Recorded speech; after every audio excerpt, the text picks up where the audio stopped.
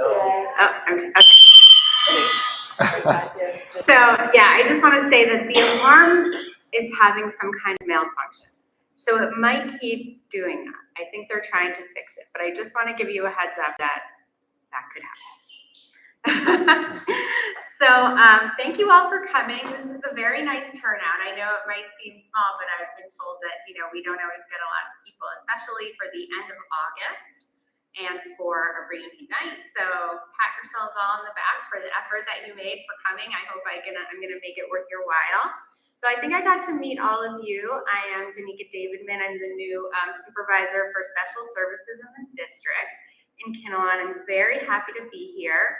And so this evening, I just kind of want to introduce myself to you, and I want to tell you a few of the things that we've been doing, and I will have some time at the end to take questions. If you have anything about your individual student, you know, we can talk for a moment here, but it would probably be even better if you want to shoot me an email or call me at the office and we can set up a meeting. So I'm very happy to talk with you about anything that you have going on. And I'm going to get going. And you can also feel free, we're a small group, if you want to raise your hand as I'm going, if something comes up or, you know, you want to ask about it, please feel free to do that. So I'm going to tell you a little bit more about myself and the goals that we have here in Kinnelon and how our department's goals align with them. I'm going to talk about the special ed programs that we have in the district and some of the ways that we're sort of shaping them and working to develop those programs. I'm going to talk about mental and emotional health in the district. That's been a big focus since I started, and it was already happening since before I came. So I'm going to talk about some of the ways that we're continuing to develop those supports for students. You know, you've got a letter about case management and some of those changes. So I'll talk a little bit about those decisions and how they were made, and in general, how they might affect your students. And then the first week of school, you will get a letter from your student's case manager to find out exactly who that will be. And then I'll just talk a little bit at the end about eligibility and 504s and IEPs. I think everyone here I spoke with is pretty familiar with this process, but I'm just going to touch on it just to make sure we're all like kind of on the same page and speaking the same language about that kind of thing. So about me, I have been in education for a long time, about 30 years. I started in special education as a special ed teacher. I did parent training in Massachusetts for a wonderful school called the May Institute. I became a special education itinerant teacher in New York City and did early intervention for quite a few years here in New Jersey. And then I became the district behaviorist for Clifton, which is a pretty big district. And I worked with them on many different initiatives and eventually I was promoted to be an administrator when we got a federal grant for preschool. And that was an amazing experience to develop a program from the ground up with people that I had worked with for a long time. And then I continued in special ed administration as a supervisor. I've been a principal and a director of special services. And I was very honored to have the chance to come here to Kinnelon, which I've always been aware of as a really excellent district. And I've been really interested in the things going on here. So I was really happy to get the chance to do this. And my philosophy that kind of drives me is we are here in education because we teach. So if there's challenges with a student, with behavior, with mental health, with physical issues, how can we teach the skills that are needed? If we have staff that we want to work with that we feel like can develop in certain areas, how can we teach them? So I found that to just be a really fruitful road to go down when I'm not sure what to do or when I need kind of a way to proceed in any situation. So in general, I think it's really important to establish relationships with the people that I work with my families, with my teachers. I like to get to know people. I think all children are teachable.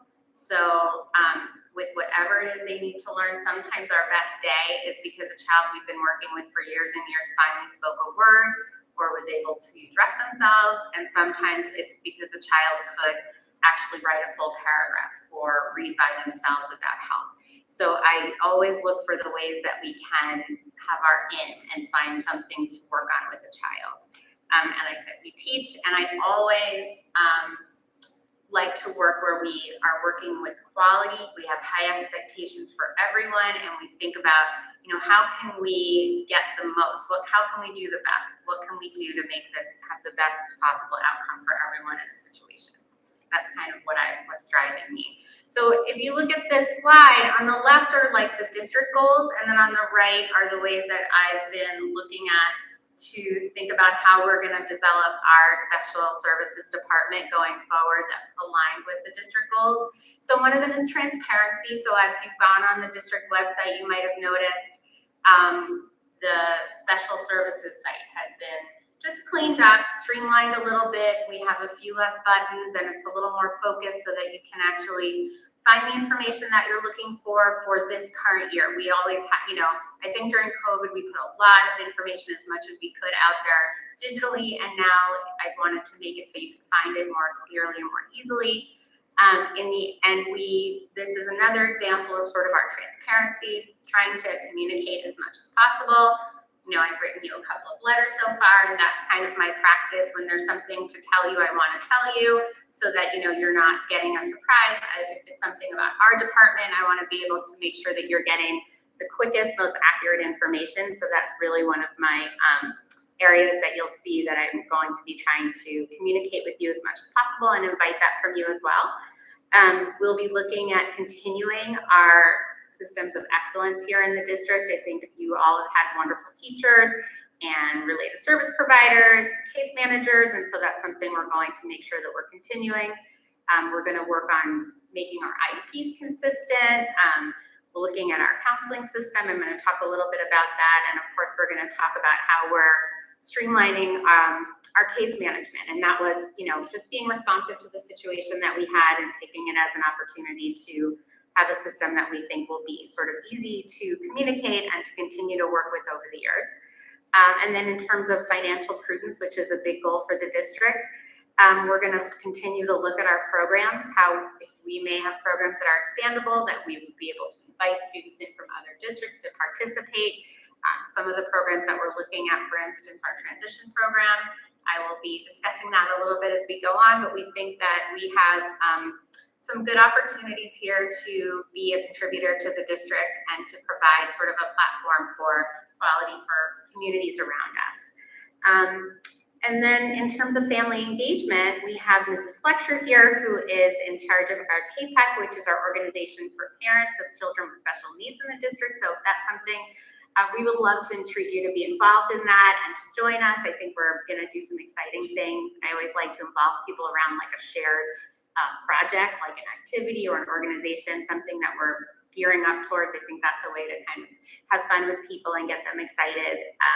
So hopefully we can brainstorm and come up with some really good things and continue the work that you've been doing. There's a nice Facebook page that Mrs. Fletcher runs where she keeps up-to-date information for our department and for KPEC really. So the first thing I want to talk to you about is just our program Continuum.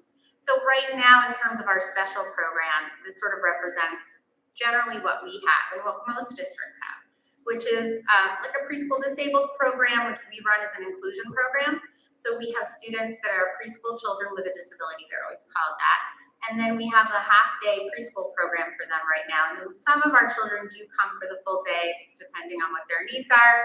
We have what's called a multiple disabilities and a learning disabilities program. Those are self-contained in the elementary level. We also have resource center. So those would be sort of on the side of special services that we would consider like more restrictive because the kids are in a separate setting. And then when we look on that continuum of moving to less restrictive, we also have in-class support where teachers come in, or we have a paraprofessional in the class in the general education setting.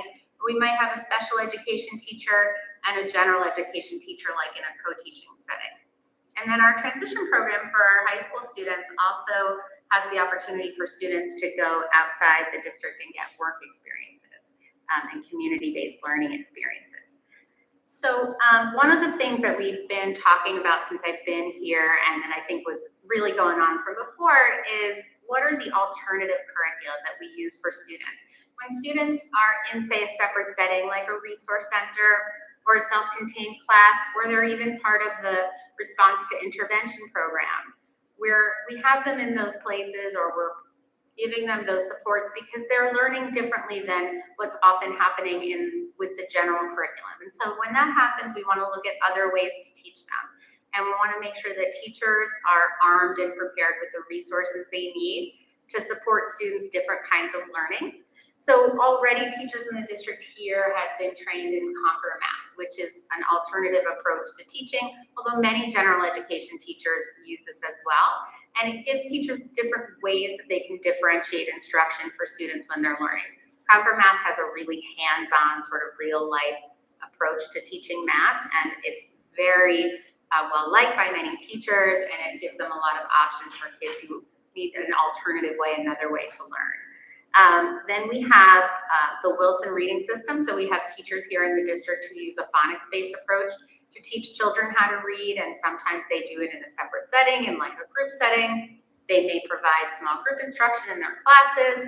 We also are having some of our teachers in the K-5, K-2 setting now going to IMSE, which is a place that teachers can get training in the Orton-Gillingham method, which is another multisensory reading approach that also is sort of phonics-based and it's just another way to approach reading for students who aren't going to be benefiting from an approach that really looks at multiple ways to teach students. Then we have Touch Math, which is going to be new this year as another alternative approach that's going to be used in the RTI with the response to intervention system, which is the system we have for kids that are in general education who are needing some help, some intervention academically. And this is one way that teachers will have a resource for them. And this will also be used for our special education teachers in like the resource setting and the in-class support setting. Two other programs that we're going to be looking at for our self-contained classrooms are EdMark Reading, which is a comprehensive sight reading program. So for students for whom like a phonics approach isn't always going to be effective, it's a little complex even for some learners, EdMark is an excellent program. And then same with Connecting Math Systems. It's another direct instruction program for students who are going to be learning relatively basic skills and they need it taught in a very systematic and direct way. And so those two programs are often used for students that are in a self-contained, very small class kind of setting. Those may be the students that going along in their learning career may continue on into a life skills kind of class where we're teaching like adaptive living skills and work-based learning for a student who's going to continue to be supported in those environments. So towards that end, I want to talk a little bit about our life skills program. That is something that Ms. Thomas, our new director of curriculum, is very experienced in. And so we've been working together to really shape that program this year. So we dedicated a teacher to that program who's also going to be our transition coordinator. Does everybody know what a transition coordinator is? Some people do. So that's like a position that we have in special services, and it serves our high school age students who all have a transition plan that begins in 9th grade, and it takes them through to graduation. And that plan really gets derived from their interests and where they might see themselves and where their family might see themselves headed in terms of what will happen after high school. If it's going to be work that they're doing, what they're going to be doing during their daily life, and what we're gearing towards for them. So that transition coordinator helps make sure that their learning plan is informed by their transition plan, that they're working together. They also help connect parents with outside services. So DVR, which is like an organization that becomes DDD when kids graduate, and they are going to be connected to services after high school. That's something else the transition coordinator does. And then they help plan a transition plan meeting for students who are graduating. So we will have somebody who's dedicated. We had previously had a transition coordinator, but now we have a position that's stationed at the high school that's going to be doing that, as well as our work-based learning class and our transitions education class. So now they all fit under the life skills umbrella program, which we're focused on for seniors this year, and some of our juniors and sophomores and freshmen are taking the classes in that program. Yes? Is your transition coordinator going to work with mainstream children or only the children in the self-contained classes? Every student with an IEP will be under that person's umbrella to support their transition plans and their IEPs and to participate in their transition plan meeting for graduation. Will will they write the transition plan, or is that the case manager? In collaboration with the case manager, yes, they will, and the parents as well, so they will be doing that together. Are Yeah. they doing any type of vocational assessments? Yes, Which they one? will be doing, so we're going to be starting using NJCAN this year. So it's the New Jersey Career Assistance Navigator. That's a portal that's available to every educator in New Jersey. It has assessment tools to assess interests and skill sets and areas of focus. We also have Naviance, where students take assessments, and then those are actually very informative as well. And then we have some other assessments that the teachers will be using, but they'll do it in a couple of different ways, whether they'll push into their classes or they'll administer the assessments during their transition education classes. What kind of contacts and network does this transition coordinator have in the community or in various careers? Yes, that's an excellent question. So that's something that she's developing right now. So she's developing partnerships with businesses in the community, and then we'll create an agreement with them for the kind of jobs that the students will have. So the students coming in like this fall are going to be coming in and starting their education in the classroom, where they'll be planning for their vocational placements, and then the teacher is currently setting up their work placements. That's more of a self-contained Approach, right? correct. What about for the students who are mainstream? Is she local? Is she from another town? No, this is our teacher, and I am just really taught that particular program that I'm talking about is for the self-contained program. That's different than like the students who are participating in another kind of vocational program. So right now, this program is the self-contained program and for those students. So that it's not for the mainstream. So her work is to help the transition plan in the IEP for all the students with an IEP. But the program has not at this time been planned to expand to job placements for all students with IEPs. It's with job coaches to go with students who need to be supported at their job placement who are in a self-contained program. But going forward, it would be wonderful to expand the program so that students of varying abilities could certainly have, job sampling and job sharing, but it's really just getting off the ground. So we're starting with that one little group of students that are self-contained to get this going. But I think it's definitely a very worthwhile area to address for kids who, may be really interested in trying different kinds of careers that are not necessary, that they could start now looking at. And then you'll also just see, I've noted that we're really committed to starting a Special Olympics team here in the district with unified sports. It's something I think all of us who are relatively new to the administration have had wonderful experiences with in our past. Many of the people that work in the district now are really interested in doing this. So there are a couple of nice ways to do it. I think it would be great to partner with KPEC to do this with the parent organization. And it would also be lovely to partner with the community and have community sponsorship. But I will say the Special Olympics is really interested in partnering with schools and giving grants to schools that want to do this. So funding isn't typically a barrier for that. It's just often the time and the dedication. But I think that it will be something we will all find worthwhile to do. But thank you for those questions about transitioning, because I think that there are a lot of ways that it can go. So we're very excited to get it going. So something that is new this year is how we're approaching mental health. So as many of you know, we have and continue to have a contract with Care Plus, which is an outside agency that provided us with clinicians to do counseling for students that needed intensive support.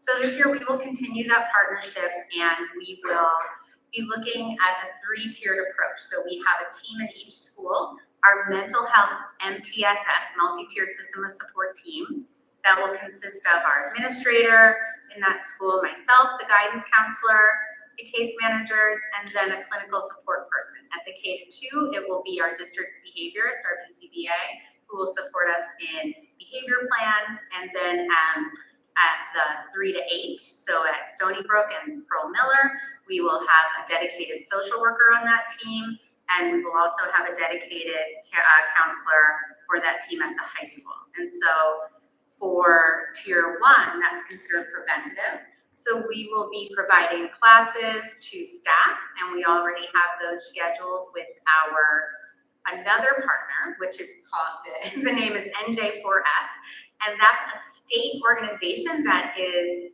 providing free services to districts in the area of mental health. And so they're going to be doing some classes for us. Very excited for the one planned on the 25th, which is really going to be geared towards the parents of middle and high school students on social media and how that affects students' mental health, how to try to set limits for your students. They're going to be providing a class for the Pearl Miller staff for that as well in November. And they're going to be, Care Plus, which is our contractor, is going to be providing training to our paraprofessionals at Kiel in October. And then that organization, NJ4S, is also going to be providing that kind of training for our teachers at Kiel in October. So that's some of our, oh, sorry, go ahead. I'm sorry, I don't know if I missed, did you say that you're also doing like the social media and mental health, but you're doing that with the students also? So no, we were going to be doing that with the parents and the staff, because I think it's not a terrible idea to do something for the students. I think it's really important. Yeah. Because at that age, the students, it's, the genie's out of the bag since even before the pandemic, as the BYOD, and they started in middle school, when kids need to become aware of how social media is affecting them. And they don't, this middle Yeah. school, they don't I'm taking notes because I think that's a good idea. We were thinking along the lines of parents wanting, how do I set guidelines for my child? How, what can I look for? How can I do it? But I think you're right that we can look to see how we can provide something for students as well. Yeah. Because they should be aware that if they feel like their mental health is being affected, maybe put the phone down. So thank you for that. So I also just want to say, just in the area of being preventative for Tier 1, we have True Values, which is the social emotional learning curriculum, which is provided by our guidance counselors from K to 8. Then the second tier is being responsive. So that team that I described will meet every 2 weeks. So anybody referred will be reviewed by the team. The parents will be made aware that they were referred. Parents can refer as well. And then the team will decide, what's a good way to support these students. Very similar to how we do that RTI model for academic concerns. We'll come up with a plan with SMART goals. What's our way? How can we address this so that kids can more easily access learning? And the goal is really to provide the supports that we might be able to provide, that students will have less barriers to learning. So whether it's a behavior plan, a course of counseling, working with parents so that they can contact outside resources, then the team will meet again at the end of the 6 weeks, and that clinician will make a recommendation. Do we continue? Do we reduce? Do we change the plan? So that everything has sort of a beginning and an end or a change. So because we want to make sure that if we're bringing kids in, we're addressing their needs and then moving back to learning. So we're, as needed, we would of course continue to provide counseling, but ideally we're really continuing to focus on school and learning and providing these kinds of clinical supports as a bridge to learning, rather than we're here to do ongoing counseling, which we would continue to do if it was needed. So then Tier 3 is where we would use our contracted Care Plus clinicians for the more urgent needs. We have some kids that really are so challenged, they may even be getting outside help at like a clinic, a partial day program, or in the hospital. So they would transition back to that clinical care support person and to our social worker at the middle or Stony Brook. And we see it a lot less at the K to 2 that we need that kind of intensive counseling support, which would also be available should it be needed. But we saw it more, the need was more, from grade 3 and up. So that again will follow that 6-week cycle. But I think that one you will, as parents, be very involved should your child need that kind of support. And by the way, this tiered system is for kids with IEPs and without. This team would be addressing the needs of all the kids in the district. So I want to talk with you. This is kind of an awkward transition, but one of the things that I really wanted to make sure that we talked about tonight is the change in case management and how that might affect you. So we had, as I said in my letter, changes in staffing that some were expected. You know, we knew we had a retirement in the spring and sort of a plan to address that. And then unexpectedly, we had a resignation. You know, one of our very beloved people in the district, you know, made a change in their career. We, of course, understand that happens. And then another one is, you know, going to be on leave for at least 3 months at the beginning of the school year. So when those things happen, we had to look at how do we make sure that we were planning to address the needs of all of the students in a thoughtful way. And so we, you know, I discussed it with the case managers, we discussed it with the principals and central office, and we looked at how we could make sure that for the case managers, we were balancing their caseload so that there wasn't one that had more than another or much more. We wanted to make sure that for anybody that was a case manager changing their buildings, they were going to have familiarity and continuity with their students, but even more importantly, that we were giving the students the opportunity to have familiarity. So where we could, if a case manager was changing buildings, it was just to the next grade level up, and then their students were staying with them from the previous grade.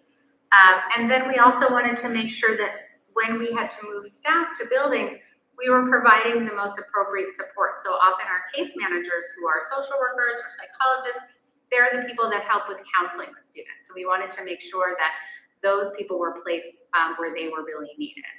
So the way that it worked out is we started at the high school where we had to fill our needs first. And so we were able to hire a wonderful new social worker for the district, and she will be housed at the high school and have the 11th and 12th graders. And then Stephanie, our psychologist who has been working at Pearl Miller, is moving up to the high school for the 10th and 11th graders, and she'll also have some of the 9th graders. So she's actually going to share 11th grade with Elena, and then she's also going to share 9th grade, and this is all just for balancing caseloads, with Elise, who has been at Pearl Miller and will remain at Pearl Miller at the middle school.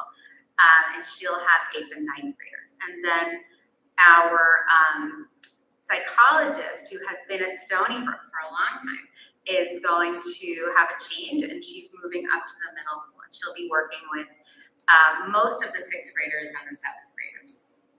Our LDTC, who has been at Stony Brook, will remain there. She's going to have a few 6th graders, but mostly 4th and 5th. And then Stacy, who is one of our psychologists who has been at Kiel for a very long time, is going to be our 3rd and 4th grade case manager. There'll be some sharing of 4th graders. And Kiel, our case manager, Jamie, the LDTC, will be the kindergarten 1st and 2nd. And then the preschoolers are going to be case managed by our speech therapists at Cisco. And then they will also be helping with our newly referred students as well that are preschoolers. So this is, you know, going to be an adjustment and a change. And so I'm sure people will have questions, and I will just be happy to answer them.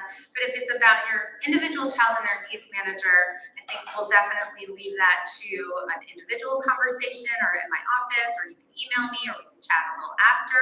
But I'm happy to answer sort of questions about the process if anybody has any. Yes. General question. So there'll no longer be a school psychologist at Kiel? Can you say that a little louder? Will there no longer be a school psychologist at Kiel? So we have a child study team for every school, and a child study team is made up of a social worker, a school psychologist, an LDTC, and for preschool also a speech therapist. So Stacy will continue to be on the child study team for Kiel. So when a child study team is needed for a re-eval meeting or to evaluate a student, that would be Stacy. So she would be part of that team. She wouldn't be housed, like her home base would not be at Kiel. Her home base for this year will be at Stony Brook. But previously there was a school psychologist in every school? Previously, the way that it was configured here was unique in Kinnelon in that there was a psychologist and a learning consultant in each school. And that's unique to a small district. So yes, that was previously the way it was. Yeah. What was the reason behind giving them assigning them by grade as opposed to disability within their profession? The case manager is part of a child study team. And so they work with their entire team to support their students and create their learning plan.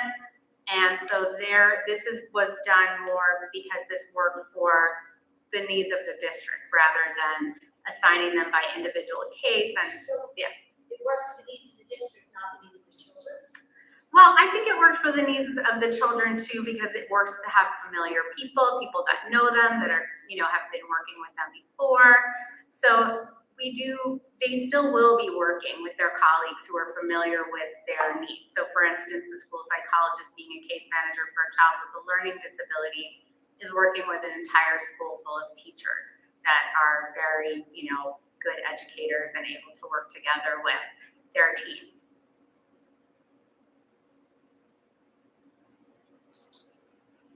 Any other questions?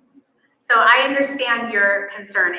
It's interesting how it's been done here in terms of case management assignment. And I think that what the concern sounds like the people that are case managing their students won't be experts in their students' needs.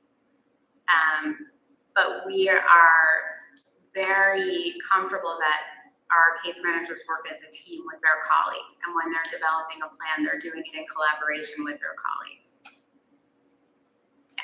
Good, so Eliana is new, and Stephanie, where is she? Has she been in district or is Yes, she's been at the middle school for a few years. So the high school gets basically two new people? Yes, because both of Because them, of the issue.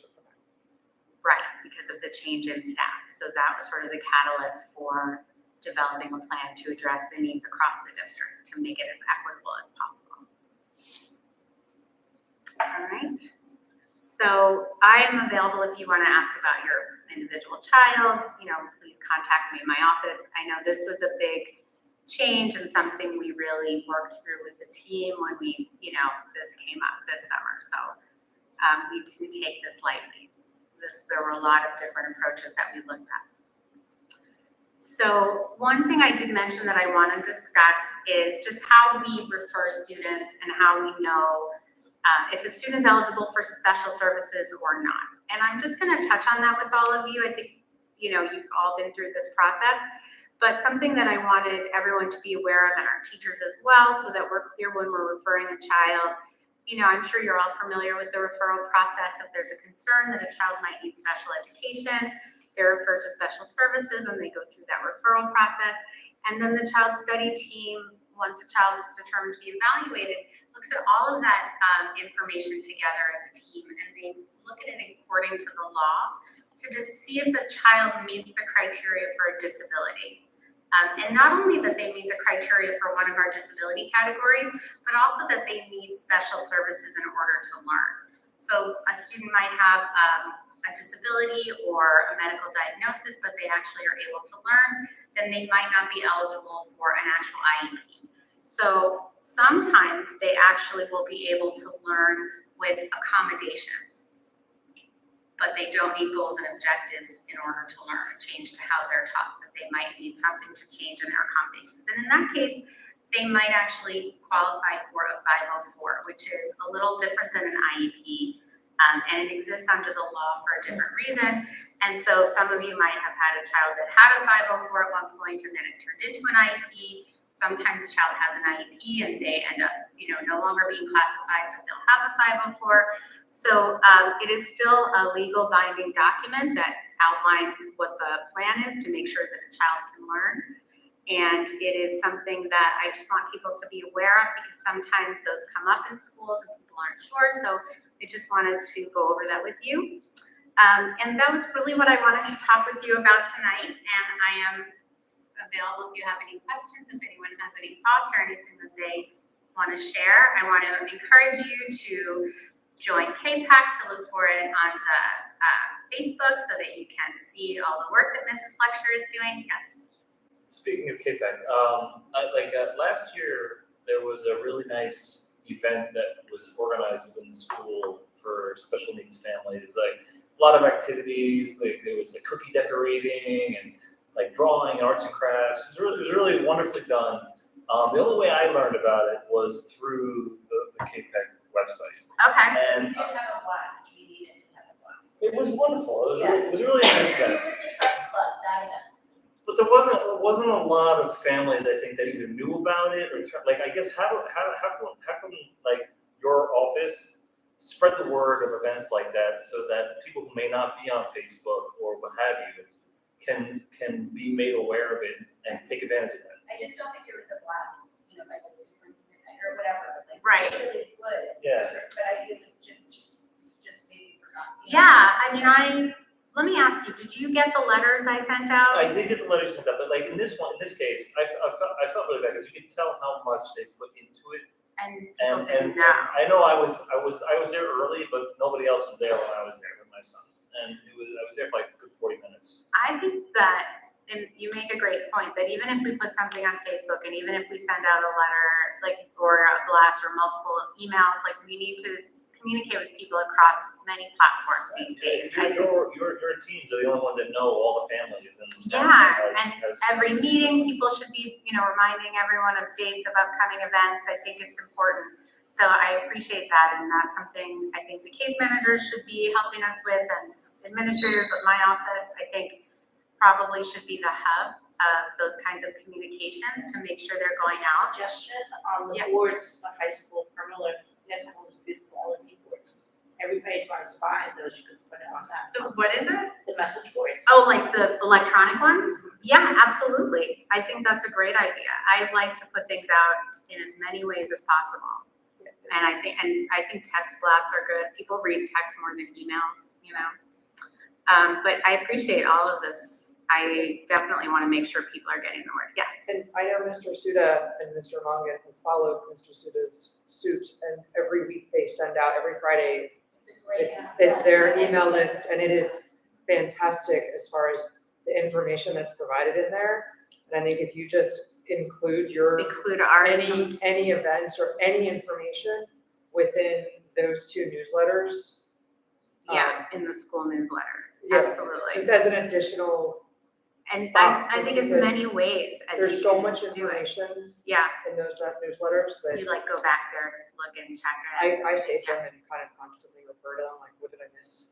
Yeah. That's the only way I would learn, it's for students. Yeah. And then are the out of district families getting those emails as well I about? get them, yeah. You get them? Okay, that's great. So then I will definitely try to participate in those emails for any events that have to do with our office. Yeah, it was just last year, no, it didn't go out. Okay, yeah, okay, understand. So yeah, anything that KPEC is organizing will help you get the word out for sure. And related to that as well, like another thing, I mentioned it last year when we had, I think, when Hillary had one of these. A couple of years ago, and it was before the pandemic, there was a similar event that was organized like outside of, like, it was like a little sports field day for families with special needs, and they could bring their kids there, and a very open and welcoming, like no competition, have fun, play baseball, play whatever. And other families all could come, but it was under this umbrella. It's like, hey, this is all just for fun. Yeah. It was really awesome, and I really would love to see that happen again. It was Okay. such a great event. Yeah. It was a kid's senior Do a project. senior service. Yeah. Oh, a student organized It it? was so awesome. You did a great job. And when I talked to Melanie, she said she was behind it, and if there was something that we wanted to do again, she was like all for it. That sounds great.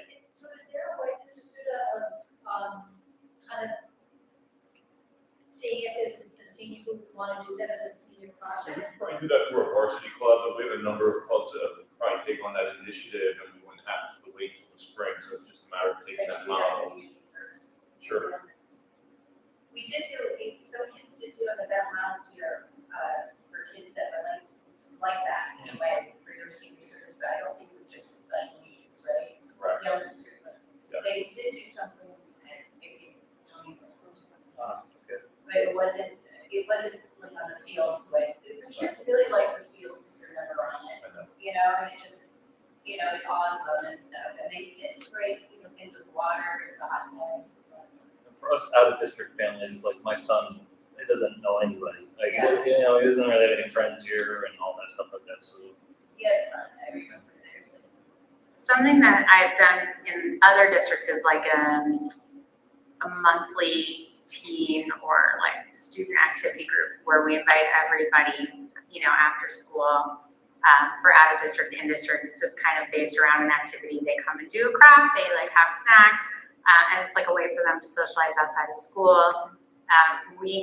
The way that I did it was that our case managers had to all do like evening events. They didn't come to like back to school night, and so that was sort of one of the ways that they would use like their evening event is to organize those. So that may be something we can look at or figure out another way to do it. But I think it was a nice way, especially for families that aren't always, in the community school, to be part of the community. But I also think Special Olympics will be a nice way, but as well as what you're talking about with KPEC, and it definitely takes somebody kind of owning it and running with it and really, getting behind it. But I think it would also be a nice way to bring in more families to this kind of thing, if they had a project like that to get together, to get behind.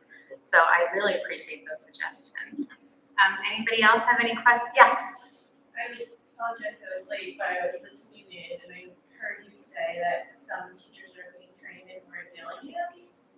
Will there be an actual, that curriculum be implemented in Kiel, do you know?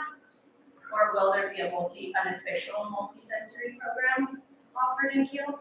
Well, what I can tell you is that we, saw a need for some students that really would benefit right away from a multisensory approach and an intervention. So we are starting by training teachers to address those needs. And then in terms of a more global approach, that's certainly something that we're looking at. But I, just agreed wholeheartedly with our child study team and our teachers that we needed to, right away make sure that we were able to respond to the needs that were in front of us. And so we're sending a teacher in September to a training that you will be able to right away use that for students. We also have teachers that are trained in Wilson, which is a very similar, very effective evidence-based approach for students that's for, to address reading needs. So I think that it's pretty well accepted in our district that it's something important to do. And for the K-2 group, it could be Wilson, it could be Orton Gillingham. We're starting right now at Kiel with Orton Gillingham, but I think it's something that we're looking to expand. So that could be started as in September or? Well, we're going to make sure that we're addressing needs right now for some students. And then in terms of growing it and developing it, that's certainly something that we would like to do. So Orton, Gillingham, and Wilson are very similar, but sometimes it's differences in any of those multisensory programs. Sometimes it's differences that really make a difference. So I know we have Wilson and it goes through the grades in the elementary school. If a child is starting with Orton, Gillingham, that seems to be a better approach for him, and let's say that's in kindergarten, first grade, will they continue with Orton Gillingham, or, because it's confusing to a child to move from Orton Gillingham to Wilson to Orton to, Yeah. how are you gonna handle that? Yeah, well, I will say, I think that what's important is when a student walks into your classroom, you assess their needs, and then you develop a program for them every time based on how they respond to the assessment. So I hear what you're saying, but I think that a teacher that's very well trained in their approach will be able to respond to the student in front of them if they're well trained in a multisensory approach. So I think that we're going to be stronger for more teachers being trained in these methods. So I think it will be helpful to have teachers trained in Orton Gillingham and Wilson, but for right now, we are focused on, I am focused anyway on these particular students' needs. I think your point is well taken and something to consider, but I want to, I think that I don't want us to be necessarily married to one approach. So I think, they're both excellent approaches. I wouldn't say we're a Wilson district, we're an Orton district. No, I'm all for it. There's Spalding, there's Wilson, there's, Orton Yeah. Gillingham, there's this, that. Yeah, I'm not saying Kiel is an Orton school and then after that it's Wilson. I'm saying this year we're training a teacher to, provide support, in certain areas in that, and teachers also are trained in Wilson and provide Wilson. So one teacher could be trained in both. They- Because when yeah, the kid gets, yes. they start learning the tapping in the Wilson, then Orton does it with fingers, that. I hear what you're saying. It's a slightly different approach and it's very specific. I do trust that very excellent, very well-trained teachers that are exposed to multiple methods can, make a choice on what they think is gonna work for their particular student. So the teachers are going to be, have, Not it's not gonna be, this is a Wilson teacher, this is a Norton teacher, this is a Scored Correct. teacher, this is a whatever. This is going to be, teachers are going to be trained in effective evidence-based methods to address students' reading needs, and teachers will be using those methods to teach those students. Anybody else? No? Okay, well, oh, yes, go ahead. Who went on maternity leave, when are they, or leave, and when are they coming back? So, one of our high school case managers, is not gonna be here this fall. And so that's one of the ones that we had to replace. So do you have a temporary replacement? We did advertise for a replacement, we didn't find one, and that was also one of the reasons why we had to really look at how to configure and balance our case manager's caseload so that, it was fair, given that we have a slightly different number of case managers now than we had in the spring. So when that person comes back, are you taking away from the other case managers? We talked about that. I'm really loath to tell a parent, you're gonna have this case manager for 3 months and then that would really, I think it's really not fair. So we're gonna try to have this be the configuration for the year, and then when the person returns, then we'll see what our needs are. I think the most important thing was making a decision right away for the fall so that we were having a consistent approach as possible for the year. And then seeing how that went, and then being able to be responsive. Right now we're predicting how things are gonna go. We don't know for sure, but because we had to. But then, at least we can see how it goes and have potentially the chance to make adjustments if we need to at that point. But there's not as much urgency with that. So we have ideas about how we can respond to it, but we don't have to make that decision right now. I think the decision we want parents to know is your case manager, there's not a plan to change them again. The only one is the high school, where our new person had to give 60 days notice because they were currently employed in another district, so they're starting not the moment of the school year. So we'll have a case manager for those students. We'll have the case manager that gave us notice, so she'll be fulfilling her notice. But we know that once the new case manager comes, she will be in that position for the rest of the year. And that's just, that's school, that's district, that's public school. We have 60 days notice, and we just have to live with that. We, as a district that loses people, we have to live with, them either, us releasing them early or holding them. And same with hiring people, we have to wait for their notice. I just want to make sure I didn't miss anything. You didn't send out a communication as to who our child's case manager will be. No, the communication said there will be a change, and some people will have a different case manager, and you will find out who your case manager is when you get your welcome letter the first week of school from your child's case manager. And the reason, If it's the new person, no, we'll still let you Yeah, know we'll that. talk about that. No, but if yours would be the new person, you'll get that communication. And we're not gonna say, you can figure it out because you didn't get a letter yet. No, we'll definitely let those people know. No, first, everyone will find out the first week of school. And the reason is that we are giving you this information as we get it, as we make these decisions. And now we're updating all of the IEPs with the new case managers. So we want to make sure that it's accurate and that everyone's getting the information at the same time and it's not piecemeal. That when the case managers come back on the 30th, there are going to be adjustments. There are people that somebody was assigned to someone and we're going to have to make little changes. So we don't want to send those out now and then have them come and have to make changes again. So we're just asking people to wait until they send out their letters. We've made all the adjustments that need to be made once they get back here. We've done as much work as we can without them because they're off for the summer. And then we also need their input on some little, the way some breakdowns are gonna happen.